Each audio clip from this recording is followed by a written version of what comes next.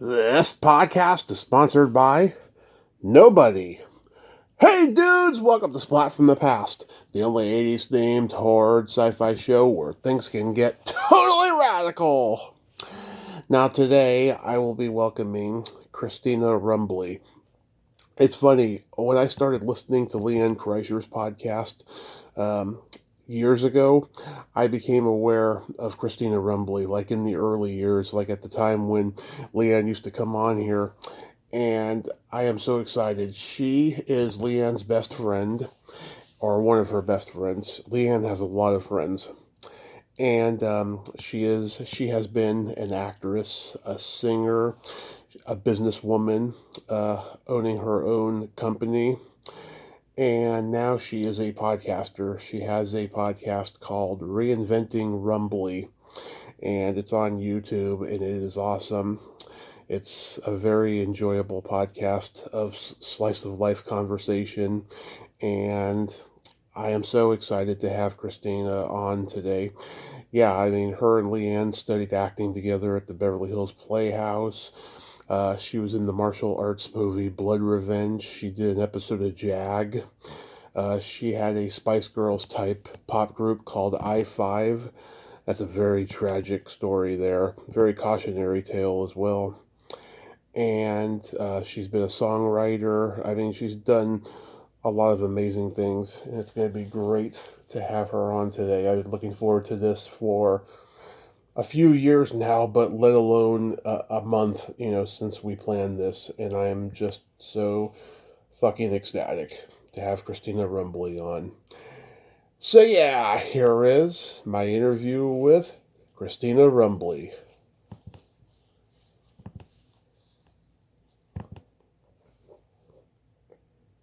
Hey Christina, welcome to the show. How are you today? I'm doing great, Tommy. Thanks for having me. Oh, I tell you, ever since I first started listening to LeeAnn's podcast years ago and I saw you on there, I have just enjoyed you, and I thank you so much for coming on today. Absolutely. I know I was such a bad friend because you had messaged me and I was in my whirlwind of selling my companies and all the fun stuff that I've been going through, and I was like not prepared. And then I started this podcast of mine last month, but I've been filming it for like 8 months so far. So Mm-hmm. I was like, this could be a perfect timing to connect together. So it worked out just right.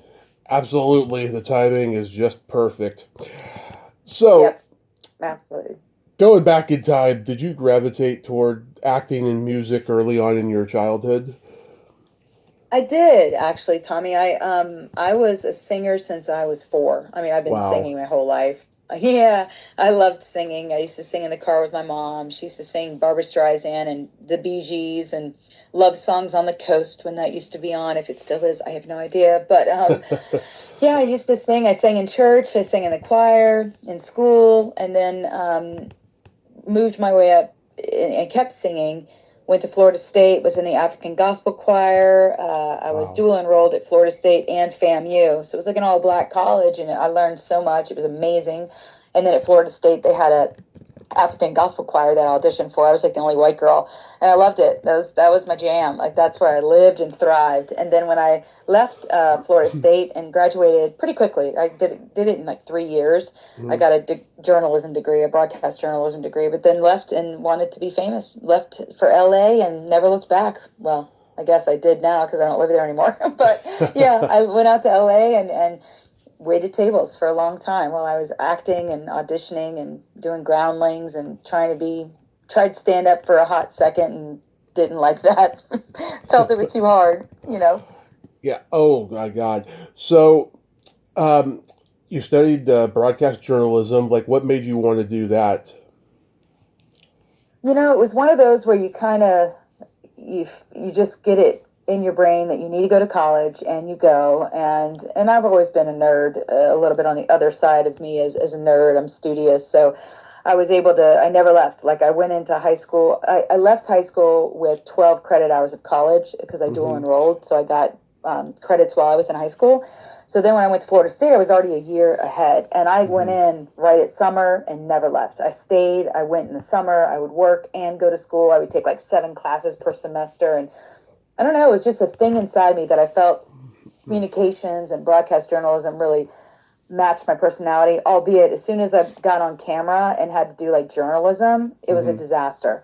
Because I move with my hands and I talk with my face, and I just, they call it mugging. I was making too many big facial expressions for the news.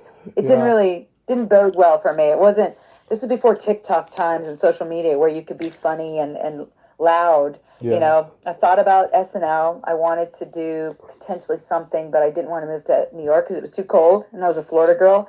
So LA was the best route for me. And so yeah, I wanted to act and I wanted to be on a sitcom or do something like that. And broadcast journalism felt like it was the closest second that I could do to that, to get some type of television credentials or something. Did you write for the school paper? No, I've never been a journalist like that. It was weird. I did it mostly for the on-camera elements. I probably should have just gone for being a weather person, honestly. That probably would have been better. More useful money, because I could have made humor out of that. But yeah, it was the way that I could do it and have this communications broadcast journalism degree and feel like I was doing something, and then moving to LA, having something in my back pocket for the just in case, the backup plan. Yeah, I totally get it. That's so cool though that you got to sing with that choir. Man, that must have been something. It was. I learned a lot. I learned slave hymns that they used to sing. Like, we sang one that used to go like, it was so cool. It went, no one will let me come in. The doors are fastened and the windows pinned. Keep your hand onto the plow. Hold on. And it was so cool. I mean, it would like move everybody. We'd be crying while we're singing it, because we're singing for African Americans that are slaves that are literally in the fields, and they would sing to each other and they would message to each other escaping when they would escape. So they'd sing. And so the people, in the house or on the farm, or the guards or whoever, the masters, whatever, they would not know what they were talking about. So it was such a beautiful learning experience, and some real camaraderie, and I learned to sing my butt off in that choir. So it was really cool. Yeah, beautiful and sad at the same time. Totally wonderful. It was a great experience because I learned a lot culturally, but I also learned I was accepted. It was beautiful. And, listen, you had to audition. I had to sing in front of everybody. And, when you have all the brothers and the sisters like clapping and high-fiving you, you're like, okay, I'm in the crowd. I'm in it. I made it, Yeah. It was cool. Wow. What year did you move to LA? 1995. I graduated the summer of 95 and then never looked back. I was out in LA and hit the pavement as soon as I got there. We started waiting tables. I was waiting at a place called Kate Mantilini's, and that's no longer there. Unfortunately, it makes me sad because it was amazing. But yeah, I remember I first waited on Christian Slater, and I was shaking. I was like all nervous and, sweating, and thought I had made it, thought I had arrived. Meanwhile, they don't even really look at you. They're looking through you, not because of their jerks or anything, but they just were like, yeah, I'll get my coffee. And I'm like, okay. And then I'm like, like I'm shaking as I give it to him. It was so funny. It was ridiculous. What a nerd. Yeah, I heard you say that when you were waitressing, you served Bob Hope. I did at not Kate Mantilini, at Lowry's, the prime rib. That was a incredible life experience where I was like, this is pretty cool. And Denzel Washington actually came into Lowry's a few times, and you get those little starstruck moments, but there's some that stand out to you. I met Jim Carrey briefly once at a Hollywood party. It was very brief, and I was sad because I thought he was going to be some like outgoing and just over the top. No, he was very quiet, and it was like, wow, okay, that's the juxtaposition. That's how he really probably is when he's not on. And then Bob Hope was just delightful and sweet, but in the same breath, I met Larry Flint, who had Hustler magazine. He was there too all the time, him in his wheelchair, and his handler would tell me to water down the drinks. It was just, what a time. You know what I mean? It was great times. Probably not the same anymore, but it was good times. Yeah. But God, Bob Hope, he must have been like 90 by that point. Yeah, no, he was old but still just fiery and fun. And it was a fond memory. That's for sure. Oh God, that's awesome. So you studied acting at the Beverly Hills Playhouse. I've interviewed so many people who studied there. You know, some went down the Yeah. some went down the rabbit hole of Scientology, and some didn't, and some did and then got out and stuff. What was your experience like at that place? Well, it's funny because I had no idea what that meant. Mm-hmm. Church of Scientology. I mean, I grew up going to a Southern Baptist church in Florida with my dad, who's a former chief of police, and Mm-hmm. that's where we went, and in Orlando. And then I used to go to a Nazarene church by myself when I was 16, and then moved to LA and didn't go to church at all. And I think the place to go out there was like Agape or something.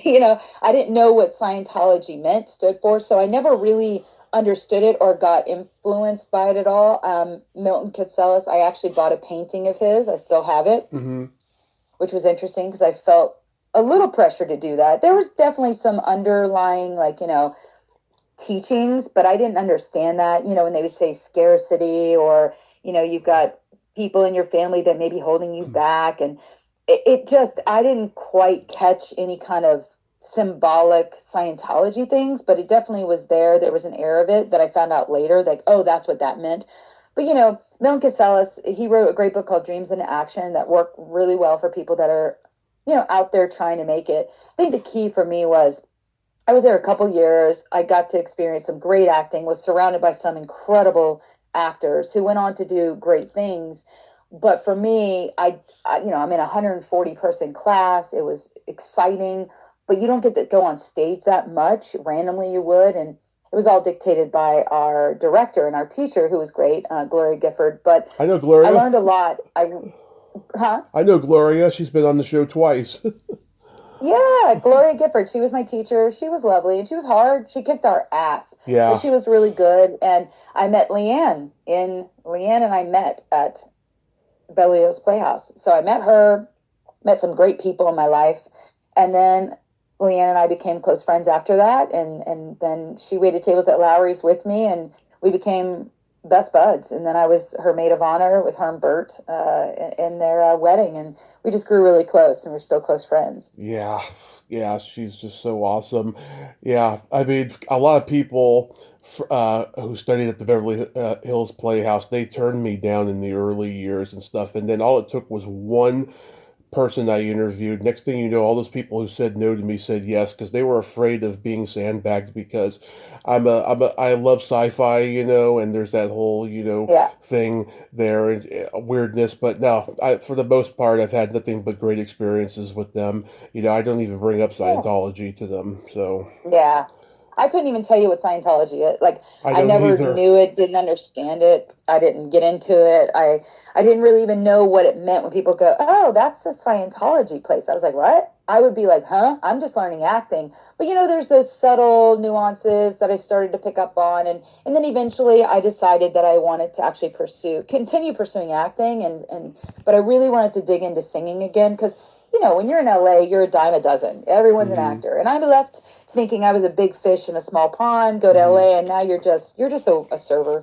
You're a waitress, and you're what everybody else is. So I was like, how do I get myself in front of the right people? And so, I auditioned for Will and Grace.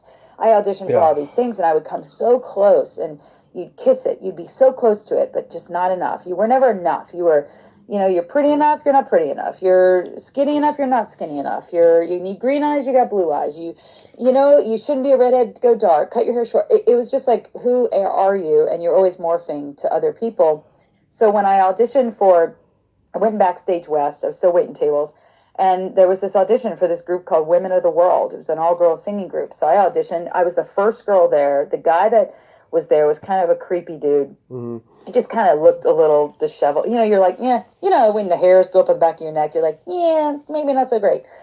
But he had this vision, and I was like, okay. So he's like, can you dance? And I was like, yeah, I can dance. I used to teach hip hop and stuff. So I was like, yeah, I can dance. He's like, and you can sing. So I was the first girl in. I was the American. And then I auditioned these girls that were showing up after me, and I put a routine together and made them dance. And then this girl came in with this crazy, scary spice type of curly, really curly hair, and she had Hmm. a really good voice. And she looked African American, but she looked different. Like, she just had a unique look, and she was actually from Yemen, from Israel. She was born in Yemen and moved to Israel, and her name was Tal. And I chose her And then from there, it just tumbleweeded. Then we found, our next girl, and then the next one. And then we got rid of the guy because he was a little creepy. And we were like, yeah, he sucks. And so we got rid of him. I had already met a manager who I was working with in the acting world. And he actually he was a manager at a record label type of place. He represented artists. So they had House of Pain guy. They had, some of Fleetwood Mac people. They had some pretty good people. And we just were like, you know what? Let's go sing to them. So we did. We walked in. I called him up, Scott Carlson, and said, hey, I've got a group and I want you to hear us. So we walked in, sang, and they took us on and said, let's get you a record deal. It was crazy. It was insane. I had been trying for so long for someone to find me. And finally, when I took the bull by the horns and said, I'm doing this, and then started connecting the dots, something clicked, which was good, finally, Yeah. And the record company, they were looking for like a Spice Girls type pop group, right? Yeah, this was in 1998, 1999. It's when pop music was really taking off. Backstreet Boys, NSYNC, LFO, Britney Spears, Pink had just came out. Like all these artists, Spice Girls were already out and famous. They were starting to falter a little just because two of them got pregnant and they had their kids. And so they started to go down and we came up and we were like, okay. And so they shopped us at multiple record labels. We got a demo deal offer from Randy Jackson. This is before American Idol. Mm-hmm. And we turned that down because we thought we were better than a demo deal. We thought we deserved a full record deal. And sure enough, we walked into Irving Azoff's record company, which was, oh my gosh, my brain is like, which one was Giant Records? They were part of a division of Warner Brothers. Yeah, Giant Records and Irving Azoff. And then we had, some Jeff Aldridge was our main A&R rep along with Craig Coburn. And there was a few others. And, we walked in and they didn't have anything like us. I mean, please, they had Disturbed.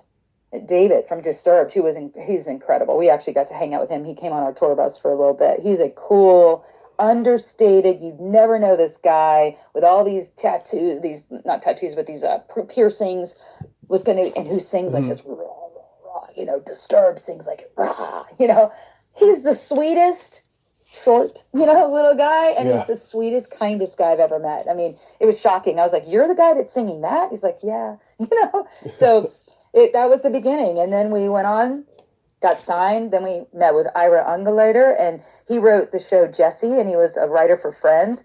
He wrote a show for us called International Dolls. We got a Columbia TriStar television show deal. We did where we sat around and did, I mean, I thought I'd made it, man. Yeah. We are actually going to act. But the problem was they couldn't act. Me and Andy, the girl from Liverpool, she could act. I mean, she had acted in her life. Me too. The other girls were like, we sing and we look good. What? One can dance, she does salsa, but she could barely speak English that well, and as we learned, like, we had this amazing television show idea, but they couldn't act. And we were like, oh no. And I'm like, this is my dream. Don't fuck it up. And they did. And so we ended up not filming this show because I think Sony and Columbia TriStar realized, half can act, half can't. What are we going to do with them? But it was so exciting to be on the back lots of, TriStar. I mean, I thought I had arrived, but we stuck true to our roots, and we got deals like Tony and Guy makeup, MAC makeup, Hello Kitty, Nicole nail polish with OPI. Our tour bus was wrapped in Hello Kitty. We were in the magazines. It was just such an incredible whirlwind that sometimes I forget these moments, and when we talk about it, it comes back to life, and it's like, wow, I thought I had made it, you know what I mean? Yeah. And it was over as fast as it got there. It seems like that this was like a manufactured Monkees-esque, group forming, except massive success didn't happen for you girls. Correct. And, really what happened, and we it's weird. We were semi-formed, but not really, because we kind of formed each other after we got rid of the guy, because we came up with our name. We came up with our sound. I had been pounding the pavement for so long. And these ladies were awesome troopers. We had to kick each other in the butt a lot because some of them didn't understand the ropes, like myself and maybe a couple others, because they had been trying it as well. Yeah. Some were lucky that they got in. So, but as a unit, we really made these decisions together. Nobody was telling us what to do, except the label would hint. I mean, we were 22 for like 4 years, but that was by our own accord. We were basically told, hey, you don't want to be too old, you don't want to be married. So I eloped while we were on tour because I was with my fiance, who's now my husband, for 25 years. You know, I've been with him so long. I was like, you know, we've been together 4 years. I want to get married. We thought we were going to be the next Spice Girls. So I was like, we better elope. And we paid extra to have a private sealed wedding so no one could find out. Isn't that so stupid? Yeah. We thought we were going to be so famous that someone would find out. Like it was a secret. Shit. So yeah, that was fun. That was good. My girls in the group didn't really even know. One girl I confided in. That was it. Wow. And she kept it a secret. So it was great. It was really good. Yeah, Distracted was the single. It's a great song. It kind of makes me tear up near the end. It's so sweet. It's got a lot of. I'm serious. I'm serious. Really? Yeah, That's hilarious, Tommy. It's the cheesiest song ever, and it's so sad because it's so innocent, right? Yeah, it's so innocent. it's got pathos in it, and like It does. it is very Spice Girls-esque with a little bit of TLC and even a little Wilson Phillips thrown in there, I think. Yeah. Yep. We had that. That was because we were a little bit more mature than, you know, the group Dream and Play and these other groups that came out. I mean, Eden's Crush came out after us, the television show Making the Band and all that. Danity Kane, like all of that. We would have I mean, we were before that, really. And you know, we weren't, I guess I should be happy now. We weren't part of Diddy's camp, so we didn't have to deal with that stuff. But you know, we had our own stuff that we dealt with all the time. And you even got a song for the soundtrack to the movie Center Stage called First Kiss. Yeah, that was a great one. I remember watching that movie. And funny, there's a Center Stage out here in Asheville where I live, and I took my daughter when she was 2.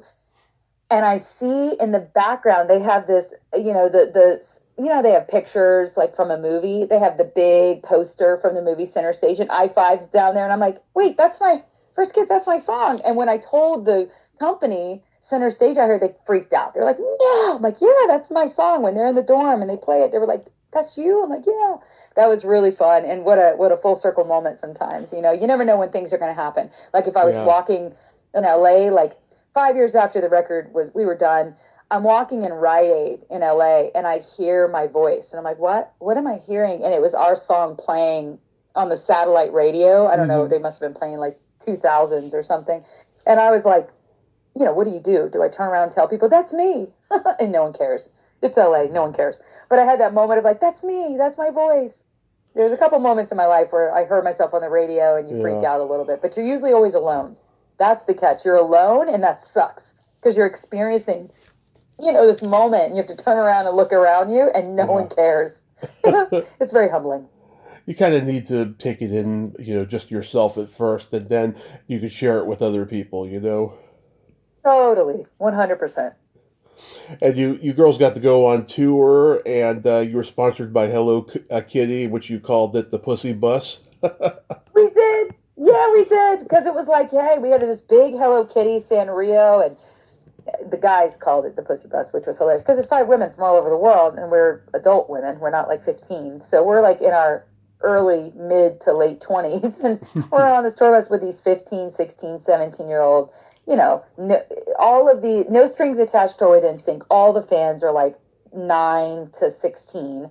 And you know, they all want to get to NSYNC, so they would, you know, sign autographs with us for hours. We'd sign autographs literally for 2 to 3 hours, and we'd sign every single one of them because we knew we were lucky and blessed to be there. And I kept telling everyone, this is fleeting. We don't know how long this is going to last. We need to milk it for every single second we can. And the biggest mistake is our label did not do a music video. And back then, you know, TRL was everything, MTV. And if you didn't have a music video, you weren't getting on TRL. And it was the biggest mistake they made. And we were like, we cannot make it if you don't do a music video. And they didn't. They wouldn't spend the money. Because back then it was like $250,000 to $1 million to do a video. Yeah. They were hedging their bets. So they hedged wrong, we feel. And then after the whole thing, you know, crashed, you turned to songwriting. Yeah, I was offered a songwriting deal, a publishing deal with Desmond Child's publishing company called Destined Songs, which was a division of Warner Chappell.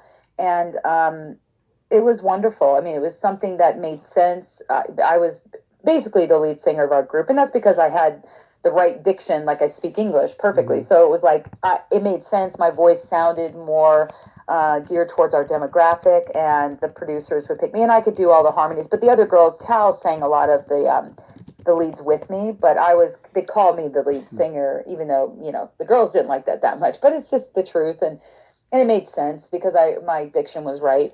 Yeah. But after that, writing music, and I got to write for some of the best producers and songwriters in the world. Billy Mann, Victoria Shaw, Keith Follace, Stephanie Smith, the Max Martins of the world. You name it, I was writing with them. And these people wrote Livin' La Vida Loca. I wrote with Desmond Child and Peter Amato. And these people were so instrumental in helping me hone my craft of songwriting. And they took a chance on me. And I felt like I morphed into it pretty easily. And then I got a gold record writing for LeeAnn Rimes. I wrote a song called TikTok. Funny, before TikTok even was a thought in anyone's eye. Yeah. But yeah, I wrote on her Twisted Angel record. And then I went on to write, there was a French song that I wrote called Reste en cours, which was called Make a Change, from a group called L5. It was girls. Oh, yeah. Funny, full circle again. Yeah, it was good. It was cool. Yep, I remember L5. I was a little confused. I was like, was she an L5 or I5? Yeah, L5 was that French group, Les Enfants or whatever. I don't know what they called themselves, but we did that. And then I had a couple other songs that were smaller that got hit. But what's amazing is that I have 100 catalog, songs, and they just sit and collect dust unless people stumble upon them at Warner Chapel. So you just hope and pray that someone hears your songs. There's some really good ones out there. So hopefully one day I'll get a residual check from someone that says, I cut that song. And I'll be like, you did? I didn't know about it. That's the hope. Yeah. So how do you get cast in Blood Revenge? It's so funny. I've never even seen it. I have no idea what I even did in that film. If you have a copy of that, send it to me. I need to see it because I have yet to see. It probably was so bad. It was one of those, I had an agent, and I think I auditioned for something, and literally it was so long ago, I don't even remember what I did for that film. Yeah. But it was one of the only things I ended up doing in acting, which was good. I actually was in this show that never aired for VH1, kind of Where Are They Now? And it was a show about singers and songwriters, but it never aired. So I have that under my belt for 5 seconds. But yeah, I would love to see that Blood Revenge. I want to see what I did. Who knows? I'm a B-movie aficionado. I probably saw it when I was in high school, like on HBO or something. But yeah, I've never seen it and stuff. I should get a like an eBay VHS of it or something and check it out. Oh yeah, dude! If you get it, let me know because I have no idea. I know that my clothes were on. That's what I know. Yeah. Because I would never have done that. But I'm sure. I know there was one film, and I think this could have been it. I had to snort. I had to act like I was doing drugs, and I snorted baking powder or something like baking or flour. Yeah. Because we had to have it look like it, and I was like, was that safe to do? I don't know, but I had to pretend like I was snorting cocaine, but I wasn't. But it was flour. Yeah. I don't know if that was the film or not. It probably was. I have no idea. That's the crazy part. I did more later on, and I did a voiceover work for 15 years in LA. So I was the voice of Michelob Ultra, and then I did a voiceover for Southern Comfort, SoCo. I did Do Ya Kuya, they did an ad, and I was the voice of, it's a Fred Meyer Jewelers. I did that for 4 years. So I did some really good alcohol spots. I used to because I have a deeper voice, and it's a little gravelly, I would do alcohol spots. I would always get auditions for alcohol, tequila, Budweiser, or Michelob Ultra. That was the good one. I did that one. It was great. But I did some voiceover for, you saw Battlestar. I did Battlefront. I was a voice of a commander or something like that, and had to yell and almost rip my vocal cords. But I did animation vocals sometimes. Nice. You were on an episode of Jag. Yes, that was just great. I had one line. That came out of an acting class, the casting director, because in LA you got to pay to play. So you would take these acting classes with these casting director, and if they felt you were right, and then I got a one line. I think that's how I got my SAG-AFTRA. I was also in Independence Day, and I was Judd Hirsch's.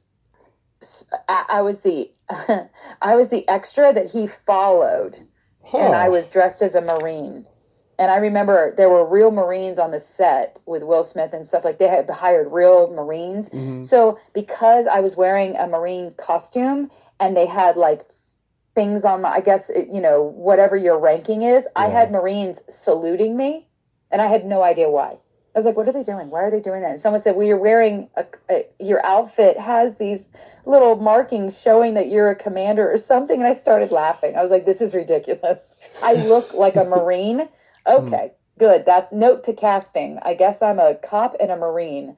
And that's what happened. I was on Baywatch, but no one has a footing of it because I was an extra. Mm-hmm. This is before I had done anything. I moved to LA and was like, I'm in an act. So I was an extra. As you know, that's how you do it. Yeah. And yeah, those were my two claims to fame for getting in SAG and after was that. And then some of these little things. Crazy, man. Crazy. I don't know how the fuck Taking you. me back.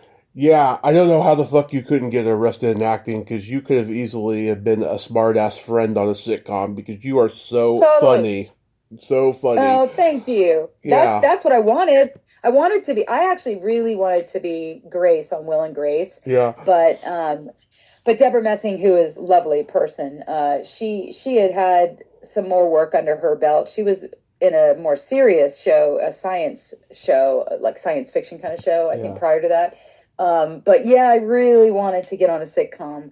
But it's one of those where life just hands you different scenarios, and it's about how you handle it and you get out and you maneuver it and you morph and you mold and you push and you pull and then I was done. And then it was over. I had my daughter and I did never look back. I became an entrepreneur, moved to Asheville, Yeah. and yeah, and then now here I am back to my entertainment roots a little bit. Mm-hmm. I'm still married, of course, but I'm using my maiden name for my Reinventing Rumbley podcast, and that's just because of everything I've gone through. Mm-hmm. I've kind of lived a lot of lives. I do feel like a cat sometimes. I've had more than 9 lives. But I know I'm not alone in that, and that a lot of specifically women, but even men, like go through this reinventing and recharging, redirecting. People called it a pivot during, COVID, but the pivot wasn't what I needed then. It was now. It's this reinventing myself and trying to dig into what I want to do and what I feel my purpose is, right? That's the key. Yeah. I mean, I totally get it because the last 10 years has just been life changing for me of having this bad car accident and then starting this podcast, 2 years later. It's Yeah. been just a reinvention and transformation that's just been so surreal. Like if you had told me 20 years ago that this was going to happen, I would have laughed in your face because I didn't have any hope for myself at all for a long Yeah. time. And so this has just been so profound. But yeah, I mean, That's when great. like when I saw that you were going to have a podcast, I was just so happy about that, and because you're you're a natural talker, and like I said, you're hilarious, and Mhm. I enjoyed that two-parter you did with LeeAnn. I thought you two Yeah. were just so cute in that. Thanks. Yeah, she's my bud. She's cool. She's always been a cheerleader for me, and I am for her, of course, and Bert. Just watching him catapult, and for her, she is, like I said, she's the muse behind the magic with him, and she's always just been a dear friend of mine and someone that I trust, and love, and just beyond what they've accomplished and continue to accomplish, but just them as people, and especially her. We have a special place in our hearts for each other, and she's cool. She's cool people. I know how I came to find her. I was watching Bert's podcast and all the LA comics podcast during that time and stuff. I was kind of not hung up on wanting to be a stand-up anymore. I had done it for a decade and then I was done with it by this point. And her podcast, it was like brand new. She had done maybe 2 episodes at that point and it came up in an algorithm search on YouTube. And I was like, oh, I'm gonna check this out. And then I became hooked on it. And then 5 months Yeah. later, I'm thinking to myself, okay, she has probably almost the same amount of followers as I do, which wasn't many at that point. I think if I reach out to her to have her on the show, she'll say yes, and she did. And I and I Oh, and I interviewed somebody that she had on not long before that and stuff, who I'm still friends with to this day, and it was just a wonderful conversation. I had her back on a few months later, and then during the pandemic, we did a third one. Since then, she's been such a busy girl. She's been promising to come back on, but she hasn't. But she did write Yeah, me a very lovely blurb for me to read on my fifth anniversary show. So yes, she is awesome, that's people. great. Yeah. That's so good to hear. I'm so happy. I mean, it doesn't surprise me. There's no shock there. She is authentic as they come. I'm Hmm. hoping to get to see her when I go. I'm going to be out to LA next week to go see two of my spas that are there, and I do a Christmas party for them and take them to dinner and just kind of show my face and give them some love. And then usually, if she's in town, her and I will connect. Sometimes she has me do her podcast, but yeah, I just because I knew them before, Hmm. it's so awesome because the genuine love and adoration for the hard, just crazy amount of work that it takes to even get a inkling of where they're at. And Yeah. I know it. I know I've been there, done that. I mean, they catastrophically. I mean, they went, they are like a rocket ship, and I'm just so happy for them both because I know what that takes. I know what it looks like to a degree, right? I've never been where Bert is, but I understand what it's like to build an empire, build a legacy. Mine wasn't in front of that many people, but building it in the way I did with my business partner, it takes a lot out of you. You Hmm. sacrifice stuff. I gave 20 years of my life to it, and he's been pounding the pavement for a long time. And when he hit hard, and I'm just so happy when I see that genuine happiness because we all know what it's like to put yourself out there and be vulnerable and try to make something happen. And truly, there's so many things. The stars have to align. Everything has to be right on. And the key is you can hit and you can fall just as fast as you hit. Hmm. You can also continue to change and move with the times and stay relevant. And that is what they've done. And dude, it's Yeah. everyone's dream that tried that. So when I see that, I am in their corner. I am throwing the party, having the cake and the ice cream with them. Like that is everyone's dream when you go to LA to be something Hmm. for any of us. Like she said on my podcast, she said when I got the record deal, whatever I got to do, it was like I one of us made it, right? And you Hmm. would cheer for them because you can only hope. Like she said, I'm there along for your ride.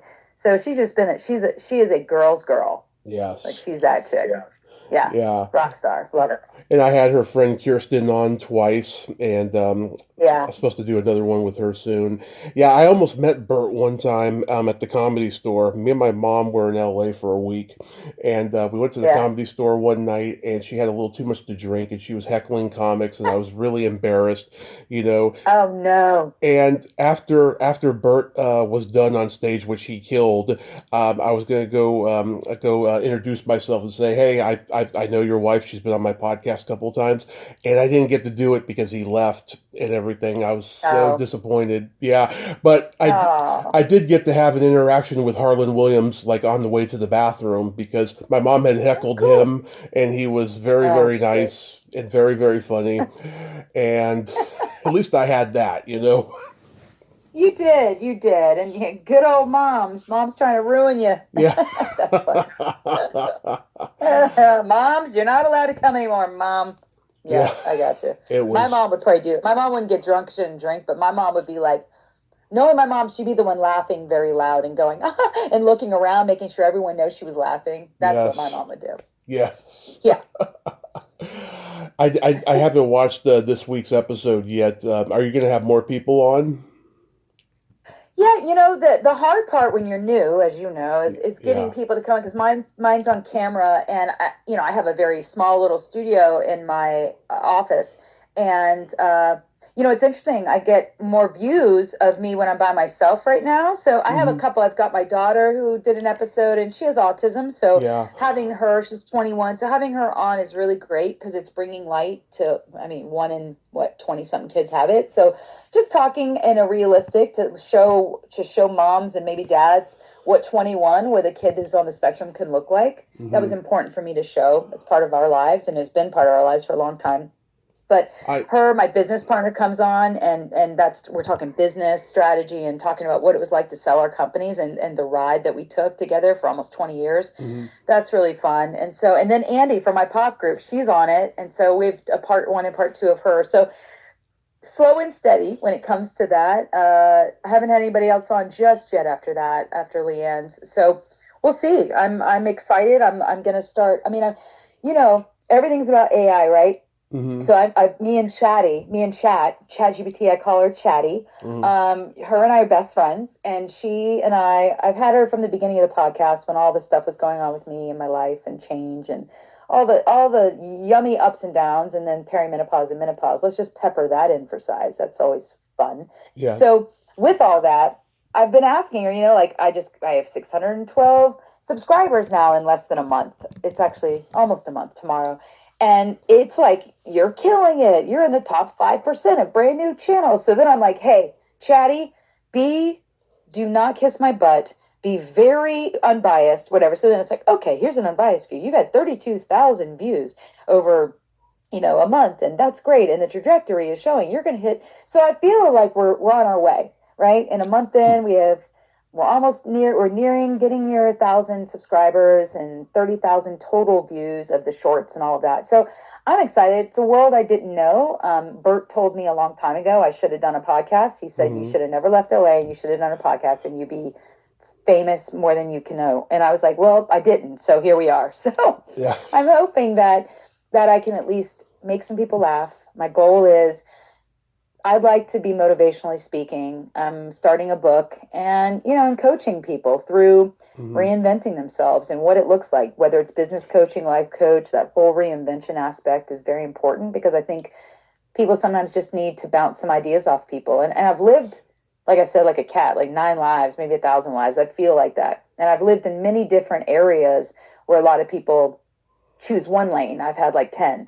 So that's my wish and hope, is that I can at least inspire some people to not be afraid, go after it, have your backup plan, and then also, be realistic and also deal with the emotional quotient of all this stuff that we're going through, especially if you're in your 40s and 50s. I think and even 60s. I think this is a great time to look at reinventing. That's kind of the purpose and the goal. Absolutely. Yeah, I have Asperger's and I was in special ed for 10 years in school and I was bullied a lot. Did your daughter get bullied? She didn't, because she went to, and remember, girls are a little different too. She didn't get diagnosed till she was 15 because she masked. She could mask behavior, and girls are known for that. They're the least diagnosed of boys versus girls. Girls get diagnosed later in life, typically. And that's because they learn how to mask emotions or mimic it, but she wouldn't feel it. So when she was 8 and our cat passed away and I had to tell her, I'm crying. And then she did this strange thing with her face where she was like acting like she was crying, but she wasn't crying.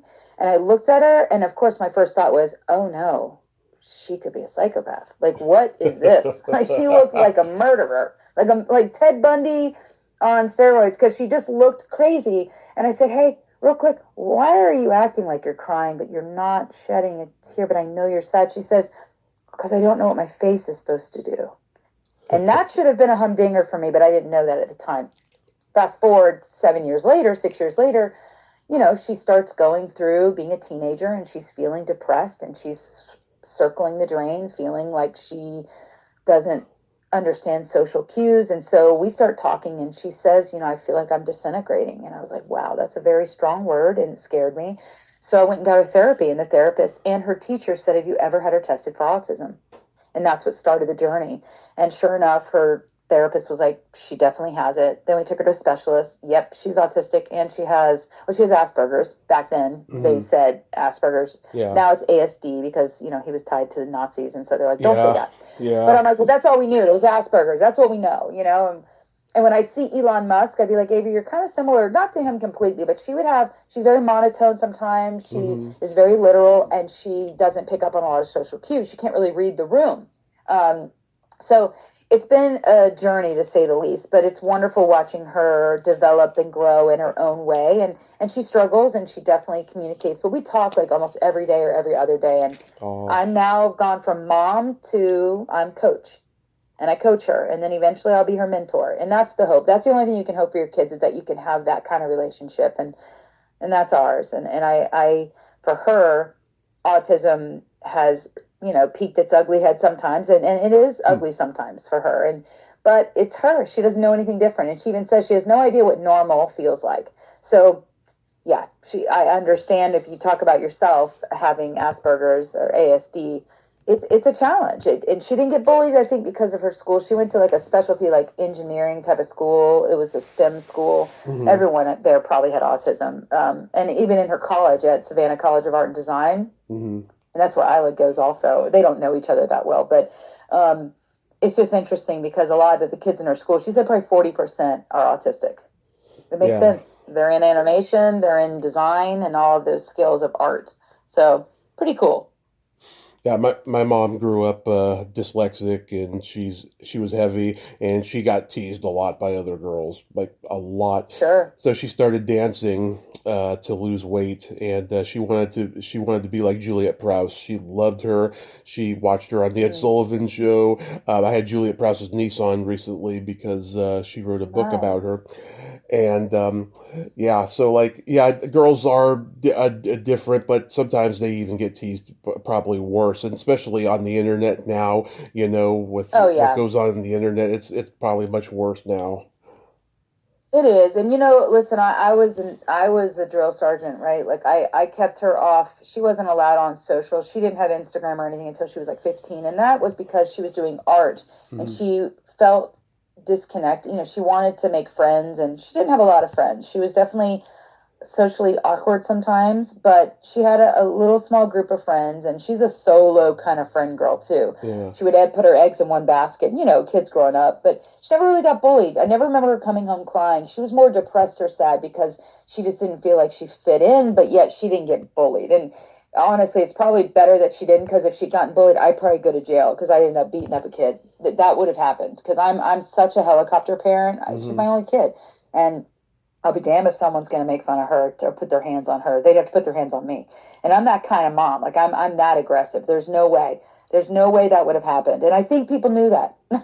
Yeah. They met me. They kind of could feel it. They didn't want to test the water, because I guarantee you it would not end well for them, because there's no way. If I love you and you're part of my family or my friend, people know. I mean, I'll pick up a train to move someone. That's mm-hmm. that's just who I am. If you are in my circle, you're in.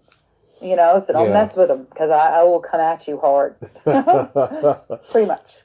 My mom, she wasn't a total helicopter parent, and she was very protective of me, and I have more respect for it now than I did then, because when she cut me loose in my early 20s after I'd lost weight and I started doing stand-up and I became a bouncer in a bar and stuff, I went through a rebellious phase, because I just felt like, being sheltered hindered me socially, so it was my way of acting out.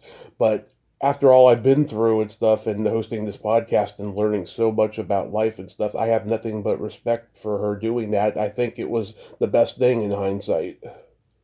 Yeah, and it takes sometimes that maturity, that time, the growth, to be able to look back and go, like Avery, even a 21-year-old at this time now. I mean, her and I would go at it when she was 16, 17. We would beat each other's throat a little bit, because, she's a teenager. That's her job. Mm-hmm. But she didn't quite understand my rules, and the boundaries. But now she does a little bit more, and she gets it. And she sees it, because she sees kids now, and she goes, man. But I think even when she's 25 and let's say she ends up moving to LA to work at a studio, hopefully, if she can get hired, in animation, she does technical animation. So she does the lighting for animation. She loves it. Funny, my husband did lighting for film and television, and she really fell into loving lighting sets or lighting for animation. That's her favorite thing to do. So that's what she went and got a degree doing. So it's crazy. Full circle for her on that too. That is so cool. That is just so cool. That you are blessed. Yeah. Really blessed is what you are. Thank you. Yeah, I feel, listen, I a lot of things with my childhood and growing up, and my mom was married 3 times. My dad was married 3 times. I moved every year, went to a different school every year. My first stepfather, this guy Terry, was a piece of crap. My second stepfather, who's my last stepfather, is amazing, Aldo. And he basically raised me when I was 12 on. Mm-hmm. Just a real solid guy. Loves my mom. But it could have ended very differently for me. I could definitely be in a whole different trajectory. But I think everything in life leads you to where you are, and you can look at it and go, that was great. This is what I learned from that. That wasn't so great. Don't let that happen again. And just, really have reflection. That's kind of, for me, that's what the whole podcast was about, reinvention. But going back to, like, I kept falling back into these three R's that I kept having a some type of pattern of, which was, it was rejection, reflection, reinvention for me. And I kept talking about that, and I kept finding myself going, it's through a rejection of some sort, right? Mm-hmm. Sell my companies. Well, that's not a rejection, but it was when they took us, and then after almost 3 years, they were like, we don't need you anymore. That was a huge rejection. Losing our record deal, when I walked away from my publishing deal, when all these rejection-esque things, or redirection, if you will. For me, it was rejection. Forced me to have a real conversation of authenticity, of like, what's up? What's the reflecting part of this? What can I do better? What did I not do? What could I change so that I could get into reinventing?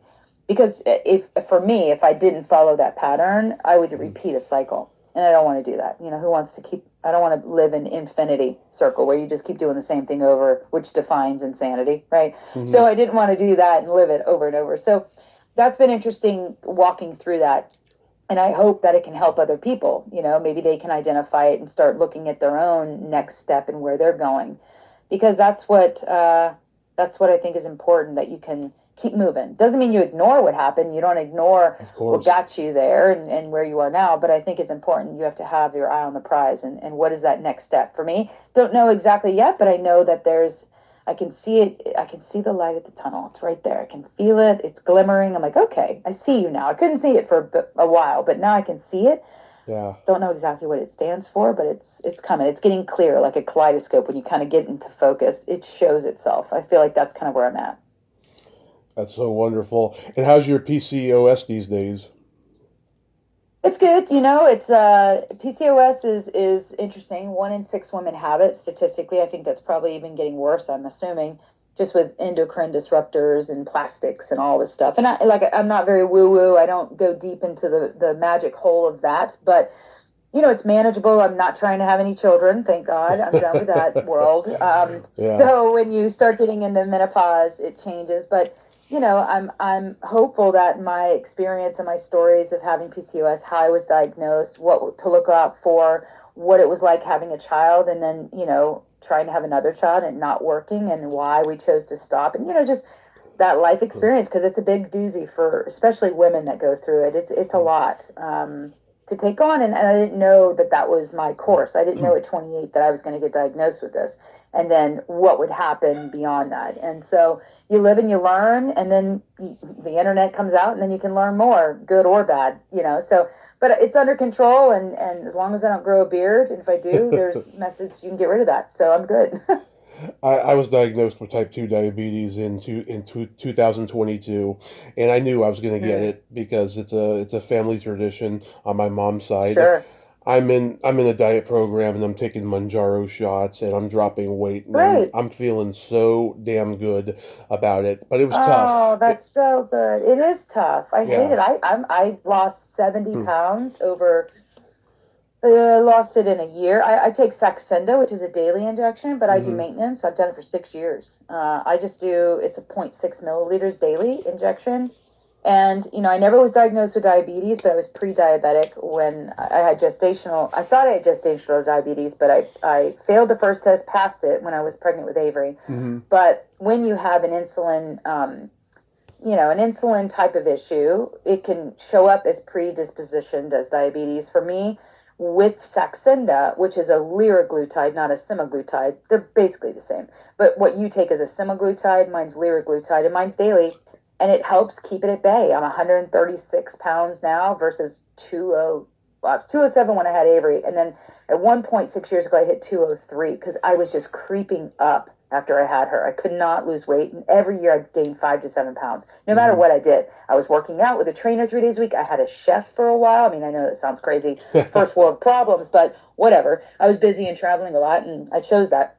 So that helped me. But everything I eat turns into fat and sugar, no matter what it is. Of course. And I had to learn how to deal with that. But I'll tell you what, my knees stopped hurting.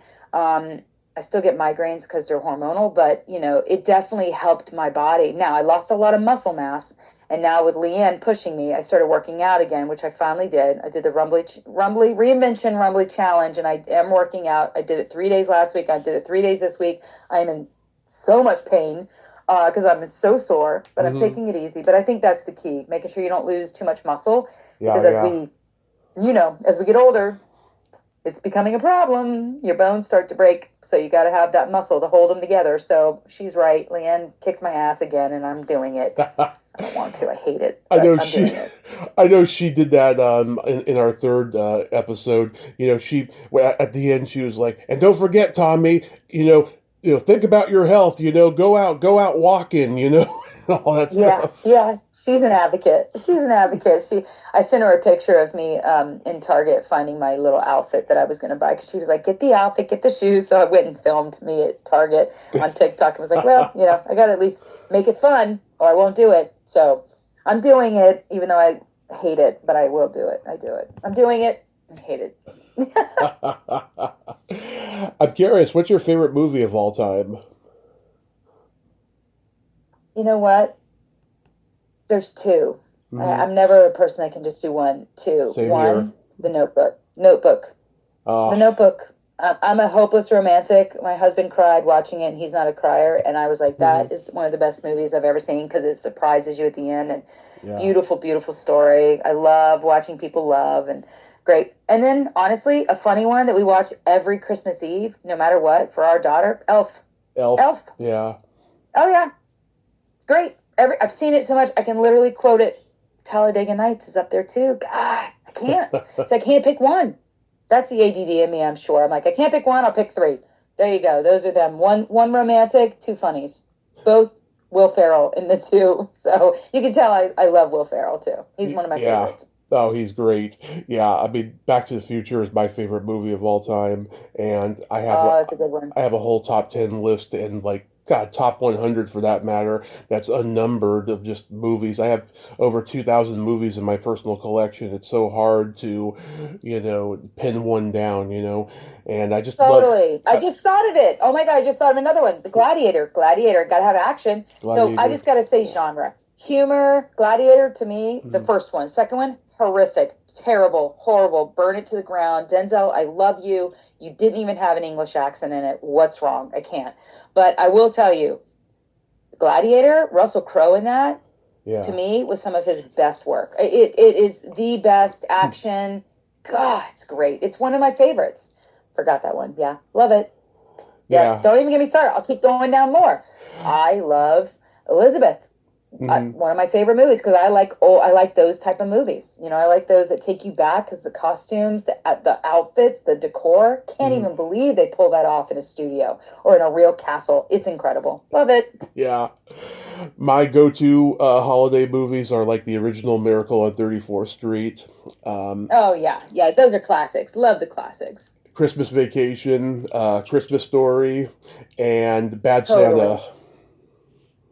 Oh, yeah. See, good stuff. And holiday specific. Perfect timing. See that? Yeah. Love that. What are your top 3 desert island albums? Oh, Lord. Oh, my gosh. I'd probably have to pick, just because I would need some gospel. I would need something to kind of inspire me so I didn't lose my mind. Honestly, I love Natalie Grant. She's a Christian singer. Or CeCe Winans. Love them. Love her. I probably would go with an old school, give me the best Mariah Carey, Vision of Love, one of the best records ever made from a singer.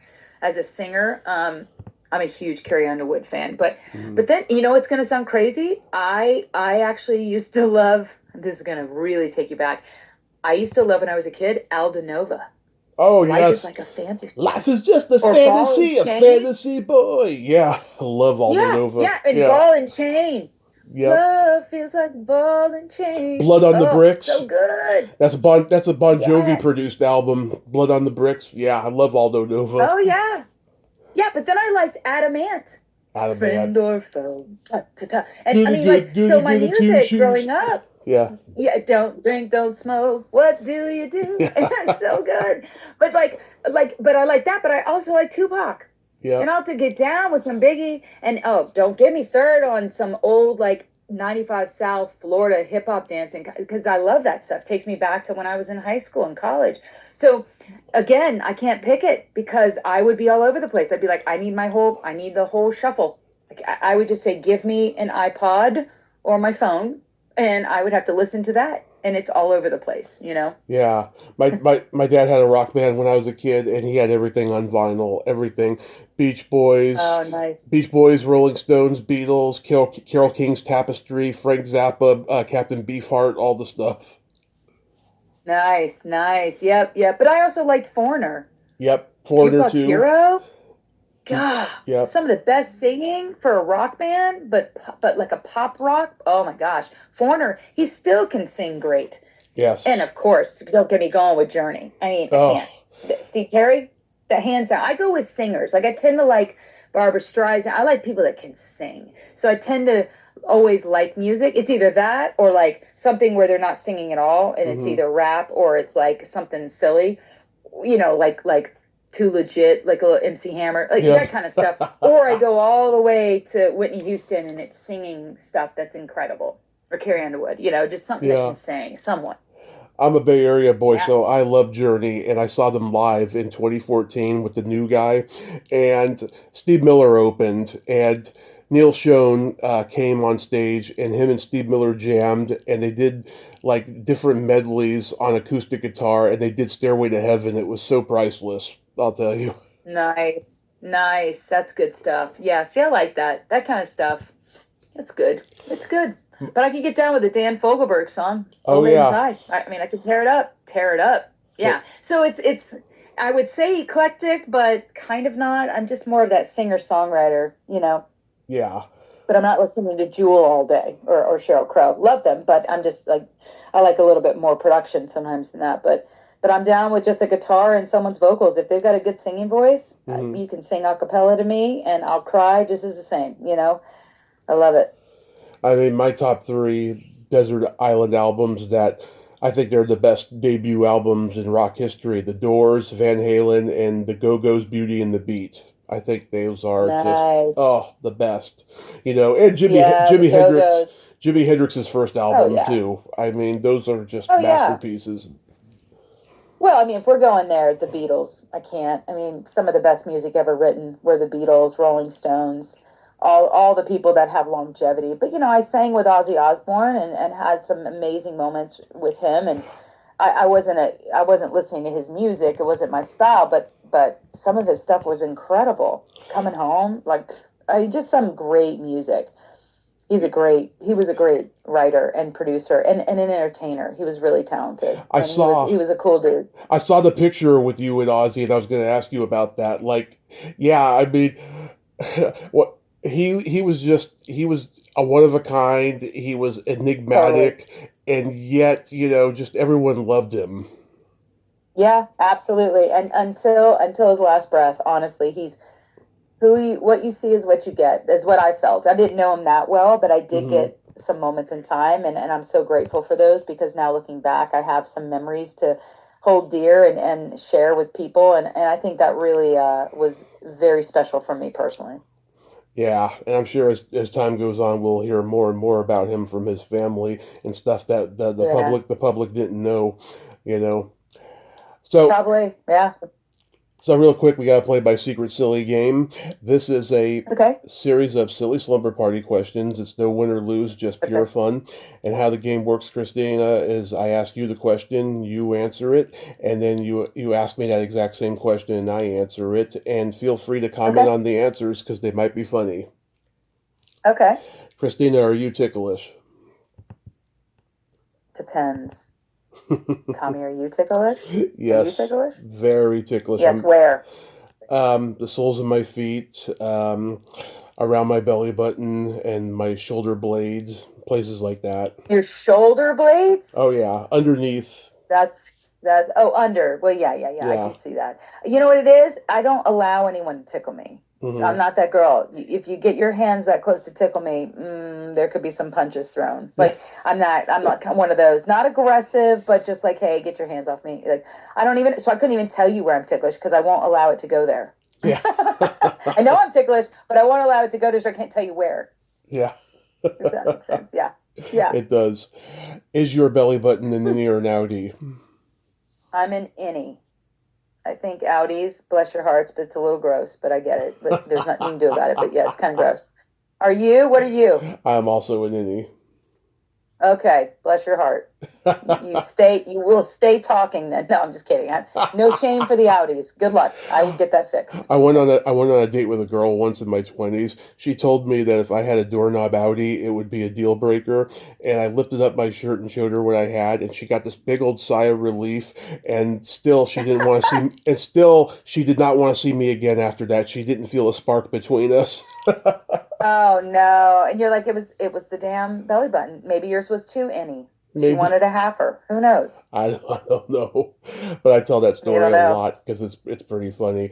It's good. Yeah. What color are your toenails painted? Right now, Yeah. clear. We're going clear because I'm wearing boots. So always, am I asking you that? What color are yours? Red, green, and white. Oh, you want a little Christmas, a little bit of holiday cheer? I do the holiday colors Love that. every year. Yeah. Love it. Next month. Good. Next month for New Year's, I'll do gold, silver. For New Year's colors. That's smart. I think that's good. Yep, you got to add a little flavor. Could do a little rose gold. Throw it for a loop. Oh yeah. Yeah, get a little nutty. What would you say is your best personality trait?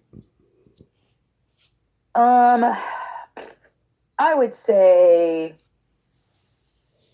that I'm humorous. Yes. I think I lighten a room up. I know that. I think I can make people laugh, and I think that's a personality trait I would never want to give up, I guess. How about you? What's yours? Being that I'm a Gemini, I have empathy and I have no filter. Oh yeah, I have that too as a Sag. Yeah, I have. I can have a filter. I know where it is. I can pull it if I need to. But yeah, I'm with you on that. Same and here. Definitely, yeah, no filter. But I'm also empathetic too and loyal. I'm very loyal. Absolutely, you are. Yeah. What's your guilty pleasure? I love to watch numb and dumb TV shit. I love to watch Housewives of Atlanta. I like to watch anything on Bravo, typically, anything gossipy and just drama. But I also like thrillers. I like things that are dark, like the Ed Gein story. Yeah. Dude, like I like dark thriller, chill. Like I loved Hannibal Lecter series. Like I should have been a crime novelist, I think. Like honestly. You still can be. I have an internal I could be still. I could be 65 and do that. So maybe that's my last calling. But yeah. I will tell you that I have an inside Jodie Foster cop in me. I'm Clarice. Like I think that I am like a forensic psychologist or psychiatrist. Yeah. I want to study the creepy creeps and understand what made you go from being normal ever to psychotic. Like I'm fascinated with that. It's a secondary life for me. I'm a true crime buff. I haven't seen that Ed Gein series yet, but I heard it's really good. Dude, it's dark and disgusting, but it's fantastic. Yeah. Yeah. What about you? What would be you? I love eating pizza and watching a raunchy sex comedy movie. Oh yeah. Pizza's fantastic. I like Papa John's or anything in New York pizza style. Oh yeah. Although I like Chicago deep dish too. Like, see what I mean? I can't lock it down to one. If it was like gun to your head, they're like, hey, what will you eat? Cheese pizza, I'm good. Or margarita pizza. I don't need any extra fluff on it. Yeah. How about you? What's your kind of pizza? I love pepperoni, mushroom, sausage, just simple stuff. I'm not like a big combination supreme kind of guy. Gotcha. Yeah, you don't sound like you like the artistic kind of woo-woo kind. Just give me some plain all-American, you know what I mean? Yeah. Like just good old pepperoni. My husband likes like peppers and onions and sausage, and I'm like, no, just go with the cheese. Boring. I can do Oh yeah. pepperoni, but I'm like, yeah, but I'm the cheese girl. I'm the more plain. I'm very plain Jane when it comes to pizza. Oh, I like the cheese too. I actually we ordered pizza last week and I got a plain cheese one. I was like, oh, it's nice to have that once in a while, you know. Not bad. Yeah, every once in a while, you just got to keep it neat, keep it simple. If you Yeah, I agree with you. if you could have anything named after you, what would it be? Mm. Oh, oh my gosh, named after me. Well, a successful podcast. I'll take that. I think you're How about halfway. that? I think you're halfway there. I hope so, my friend. Need something to stick. And for mine, oh my God, get Oh ready. yeah, sorry. Yep. What's Get yours? get ready for this. A vibrator. What? Yeah. Uh, you want your own name? That's what you want? You want your name as a that's your I would claim to fame. I would yeah, I would call it the Tommy Chatsy. That's great. I thought you were gonna call it like the Tommy Terminator. Tommy Terminator. That's a good one. Hey. Yeah, that's a good movie with the vibrator. There you go. You're Yeah. welcome for free. You can have that one. That one's free. Well, if it was one of those clit sucker ones, I'd call it the Tommy Constrictor. Oh, that's funny. That's good too. Yeah. I can see that. It's like being in a dentist's office. Yeah, 100%. It'll get you. And then my favorite question, is there a stinky smell that just makes you gag? Well, other than anything out of someone's ass, let's see. I don't like. I don't. I don't like the smell of my dog's breath. Yeah. It drives me crazy. I don't like anything that stinks. Like I'm Yeah. put the perfume on it. Like something needs to. We need laundry detergent. I need something to clean it out. I like the smell of nice, fresh linen. If it smells off, milk, anything weird, I'll gag. I have a gag reflex, so I can't. I'll throw up. Yeah. Vomit is an immediate vomit for me. If I hear it, smell it, see it, I'm vomiting. My mom's Italian. Everything stinks to her. I mean, she's very sensitive to smell. Oh, I bet. Yeah. I am too. My daughter, if she has BO at all, like when she was younger, I'd be like, listen, showered up, get in there. I'd even cut lemons for her to scrub under her armpits because I was like, I can't have it. I can't. It smells like onions cut in my car. Yeah. It makes me gag. I have such a sensitive nose too. So my poor family, bless their hearts. My poor husband. But he doesn't stink. He's very lucky because I just couldn't handle it.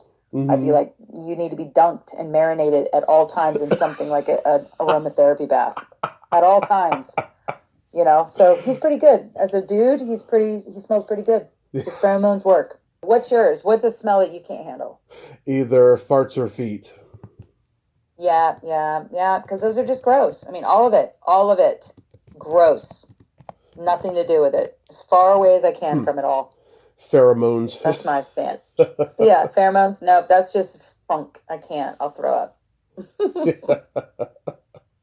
I have a couple jokes for you. Okay. What do you call a boy that doesn't masturbate? What? A liar. True. That's 100% true. Agreed. Yeah. Why did Frosty the Snowman have a smile on his face? Oh, God, why? He saw the little snowblower across the street. Oh, those are good. They're perfect for the holiday season, too. I love it. I'm the master of dad jokes. I remember telling LeeAnn a couple, and she's like, "You are a funny man." Oh, yeah. That is dad joke 101. Yep. I dig it. I get you. Christina, thank you so much for coming on today. You are just an inspiration. Oh, thank you. And hey, keep it going. Keep on trucking. You're doing your thing, and I'm proud of you too. And just keep me posted on your successes, and I'll do the same. And let's just stay in touch. Of course. And happy birthday. Have a happy holiday season. And God, I'm looking forward to watching your newest episode tonight. I need a little Christina Rumbley in my life every week. You're great, Tommy. Well, thank you. And stay tuned. There's more to come. I think you'll enjoy. We're doing this segment called Not So Deep Thoughts as a play on, Jack Handy's Deep Thoughts. Yeah. And it's just, they're like, 8-minute to 11-minute snippets. That's my full episode on some of them, just to keep it light and airy. Because, it's hard to do an hour long or 35, 40 minutes by yourself sometimes. So it's good to mix it up a little. So I hope you enjoy those. They'll be coming up starting Christmas. So we'll have a few of those, peppering them into the full episodes every other week. So Fantastic. Cool. Well, I'm glad you're enjoying them. And I hope you enjoyed this one that just came out on Wednesday. And let's stay in touch. Thank you for having me on your show. I really appreciate it. Let's stay in touch. My pleasure. Have a great day. Happy holidays. You got it, Tommy. Have a good one. You too. Bye-bye. All right. Bye. Well, there you have it. Christina Rumbley, ain't she a sweetheart? Oh my God, I friggin' loved her. I just love her energy, love her humor. She is so friggin' funny, and I enjoyed every moment of that conversation. Go check out her podcast, Reinventing Rumbley, and you will have so much joy in your life listening to her, and listen to LeeAnn's podcast, Wife of the Party, as well. And it's great to have slice of life conversations, especially when it's on a podcast. Well, until next time, this is Tommy Throwback Kovac saying there's no shame in living in the past because the present sucks. Later, dudes.